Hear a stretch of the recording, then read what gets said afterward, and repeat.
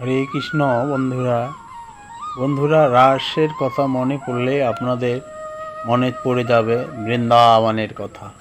আর বৃন্দাবনের কথা মনে পড়লেই চলে আসবে ভগবান শ্রীকৃষ্ণের অপূর্ব লীলা।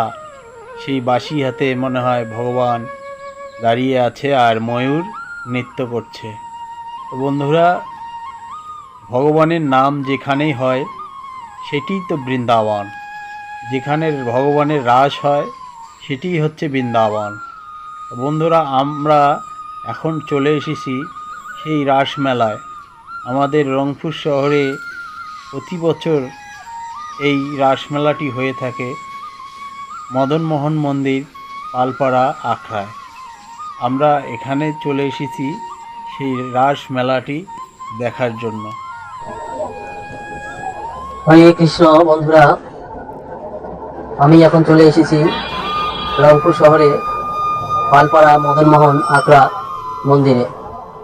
বন্ধুরা, প্রতি বছরের মতো এবারও রাস উৎসবটি শুরু হয়েছে। রাসযাত্রা সনাতন ধর্মাবলম্বীদের একটি বার্ষিক উৎসব। রাস মূলত ভগবান শ্রীকৃষ্ণের ব্রজলীলার অনুকরণে বৈষ্ণবীয় ভাবধারায় অনুপুষ্টিত ধর্মীয় উৎসব। ভগবান শ্রীকৃষ্ণের অনেক লীলা রয়েছে। তার মধ্যে একটি লীলা হচ্ছে, ভগবান শ্রীকৃষ্ণ যখন বাল্যকাল খেলা করতে করতে একদিন গঙ্গার তীরে গিয়েছিলেন, দেখলেন এক বৃদ্ধ বাঁশি বাজাচ্ছেন এবং বাঁশি বিক্রয় করছেন। ওই বাঁশির সুর শুনেই ভগবান শ্রীকৃষ্ণ বৃদ্ধ লোকটির কাছে যান এবং বলেন, হে মণিবর, আপনার বাঁশির সুর খুব সুন্দর, আপনি কি আমাকে শিখাবেন বাঁশি বাজানো? তখন বৃদ্ধ লোকটি বললেন, তুমি খুব ছোট, তুমি পারবে না বাঁশি বাজাতে। তখন শ্রীকৃষ্ণ কেঁদেই ফেললেন এবং বলল, আমি পারবো, দয়া করে আমাকে শিখিয়ে দিন। এই অপূর্ব লীলাবিলাস দেখে সমস্ত দেবদেবী হাঁটছিলেন। এই ভেবে যার কাছে সবকিছুই নতজানু তিনি বাঁশি শেখার জন্য কাঁদছেন।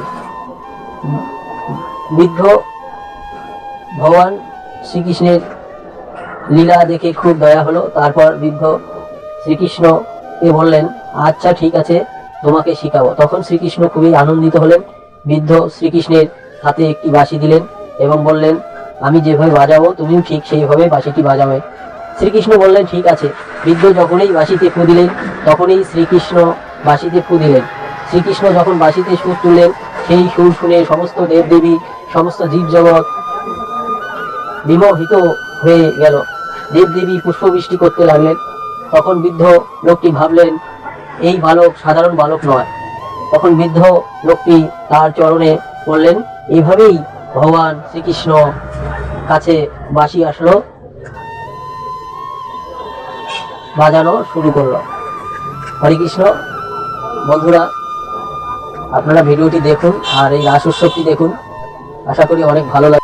বন্ধুরা, হরিশ্চন্দ্র হলেন ইক্ষ্বাকু বা সূর্যবংশীয় প্রাচীন ভারতীয় রাজা। তিনি ঐতরেয় ব্রাহ্মণ, মহাভারত, মার্কণ্ড পুরাণ এবং দেবী ভগবত পুরাণ এর মতো গ্রন্থে বিভিন্ন কিংবদন্তিতে উল্লেখিত।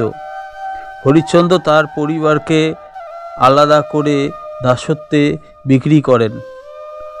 মার্কণ্ড পুরাণেও কিংবদন্তি অনুসারে হরিশ্চন্দ্র তার রাজ্য ছেড়ে দিয়েছিলেন, তার পরিবারকে বিক্রি করেছিলেন এবং দাসত্ব হতে রাজি হয়েছিলেন।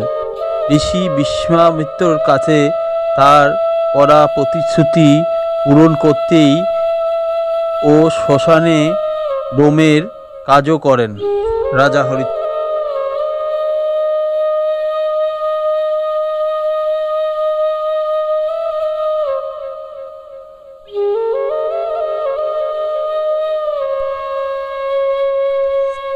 বন্ধুরা, পুতনা হলো একজন রাক্ষসী খেচড়ি, যাকে শিশু শ্রীকৃষ্ণ বধ করেছিলেন। কংসের আদেশে পুতনা এক যুবতী সুন্দরী মহিলার ছদ্মবেশ ধারণ করে বিষাক্ত দুধ খাইয়ে মারতে চেষ্টা করেছিলেন।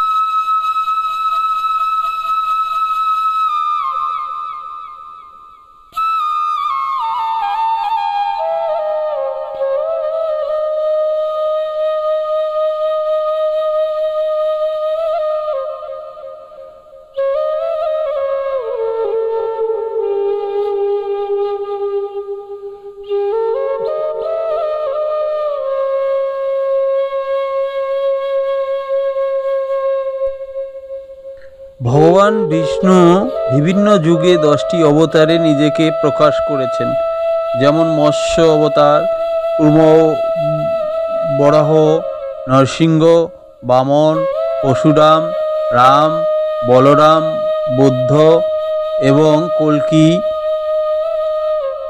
লক্ষণীয় 10 অবতারের মধ্যে ভগবান শ্রীকৃষ্ণের উল্লেখ নেই। এর কারণ হচ্ছে অন্যান্য অবতার ভগবানের অংশ বিশেষ মাত্র। শ্রীমদ্ ভগবত পুরাণে বলা হয়েছে, শ্রীকৃষ্ণ সম্ভব ভগবান সম্ভবময়, অর্থাৎ শ্রীকৃষ্ণ নিজেই ভগবান। তাই 10 অবতারের মধ্যে শ্রীকৃষ্ণের উল্লেখ নেই। হরে কৃষ্ণ।